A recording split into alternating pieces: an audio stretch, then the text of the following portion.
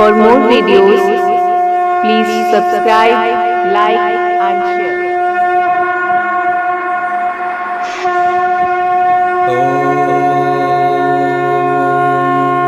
दुर्गे नमः। नवरात्रि का 5वां दिन अर्थात माता स्कंद माता का दिन। देवी दुर्गा के 5वें स्वरूप में स्कंद माता की पूजा की जाती है।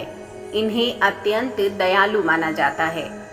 कहते हैं कि देवी दुर्गा का यह स्वरूप मातृत्व को परिभाषित करता है। इनकी 4 भुजाएं हैं। इनकी दाहिनी तरफ की ऊपर वाली भुजा में भगवान स्कंद हैं और दाहिनी तरफ की नीचे वाली भुजा में कमल पुष्प हैं।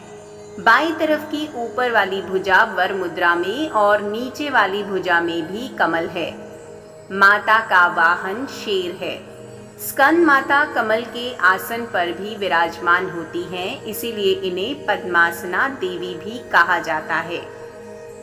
मां स्कंद माता का मंत्र होता है, या देवी सर्वभूतेषु मां स्कंद माता रूपेण संस्थिता, नमस्तस्ते नमस्तस्ते नमस्तस्ते नमो नमः।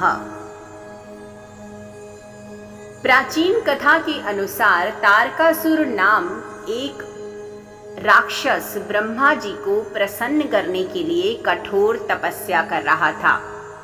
उस कठोर तप से ब्रह्मा जी प्रसन्न होकर उनके सामने आए। ब्रह्मा जी से वर मांगते हुए तारकासुर ने अमर करने के लिए कहा। तब ब्रह्मा जी ने उसे समझाया कि इस धरती पर जिसने भी जन्म लिया है उसे मरना तो है ही।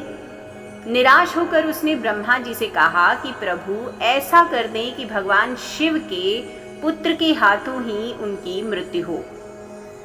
तारकासुर की ऐसी धारणा थी कि भगवान शिव कभी विवाह नहीं करेंगे, इसलिए उसकी कभी भी मृत्यु नहीं होगी। फिर उसने लोगों पर हिंसा करनी शुरू कर दी। तारकासुर के अत्याचारों से परेशान होकर सभी देवता भगवान शिव के पास पहुंचे और तारकासुर से मुक्ति दिलाने की प्रार्थना की। तब शिव ने पार्वती से विवाह किया और कार्तिकेय के पिता बने। बड़े होने के बाद कार्तिकेय ने तारकासुर का वध किया। स्कंद माता कार्तिकेय की माता हैं। ऐसी मान्यता है कि जिन लोगों को संतान की चाहत होती है उन्हें सच्चे मन से स्कंद माता की आराधना करनी चाहिए। कहते हैं कि उनकी उपासना करने से निसंतानों को भी शीघ्र ही संतान की प्राप्ति होती है। स्कंद माता की पूजा करने के लिए संध्या के समय सबसे पहले घी या तेल का दीपक जलाएं। साथ ही धूप और अगरबत्ती जलाकर स्कंद माता के रूप का ध्यान करें। फिर दुर्गा स्तुति, दुर्गा चालीसा और दुर्गा सप्तशती का पाठ करने के बाद स्कंद माता के मंत्र का 108 बार जाप करें। इसके बाद स्कंद माता की आरती कर उन्हें पीले रंग के फल या मिठाई का भोग लगाएं। इस विधि से ही करें संध्या पूजन। स्कंद माता को देवी दुर्गा का परम अवतार माना जाता है। कहते हैं कि देवी दुर्गा भगवान शिव से विवाह करने के बाद विचलित रहा करती थी। उनकी यह इच्छा थी कि उनका कोई बालक हो जो उनको माँ कहकर बुलाए। तब माता ने स्कंद माता का रूप लेकर भगवान कार्तिकेय यानी स्कंद भगवान को प्रकट किया था। प्राचीन कथाओं में स्कंद माता को देवी पार्वती का ही स्वरूप माना जाता है। कहते हैं कि तारकासुर का वध करने के लिए जब भगवान कार्तिकेय की माता के रूप में देवी पार्वती आई तो उन्हें समस्त जगत में स्कंद माता के नाम से पुकारा गया। नवरात्र का 5वां व्रत स्कंद माता को समर्पित होता है। इस दिन भक्तों को पीले रंग के वस्त्र पहनने चाहिए। पीले रंग के आसन पर बैठकर उपासना करनी चाहिए। स्कंद माता को पीले फूल अर्पित करें और माँ को पीले फल और मिठाई का ही भोग लगाएं। मान्यता है कि माँ स्कंद माता की आराधना करने से संतान की सुख की प्राप्ति होती है।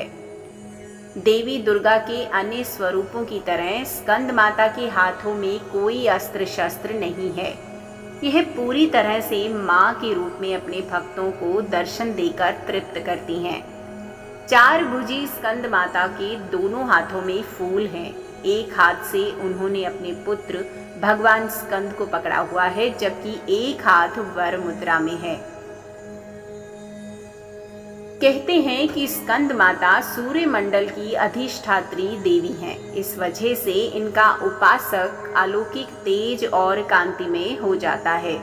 मन को एकाग्र रखकर और शुद्ध रखकर स्कंद माता की आराधना करने वाले भक्त को भव सागर पार करने में कठिनाई नहीं आती है। माँ दुर्गा का 5वां रूप यानी स्कंद माता मातृत्व को परिभाषित करने के लिए माना गया है। स्कंद माता को देवी पार्वती और उनकी गोद में बैठे भगवान स्कंद को कार्तिकेय माना जाता है। कहते हैं कि पूरी दुनिया में स्कंद माता की कृपा से ही मातृत्व का विस्तार हुआ है। नवरात्र के परम पावन त्योहार के 5वें दिन माँ दुर्गा के 5वें स्वरूप यानी स्कंद माता की उपासना की जाती है। माता के इस रूप को अत्यंत दयालु माना जाता है। माँ के इस रूप को शत शत प्रणाम।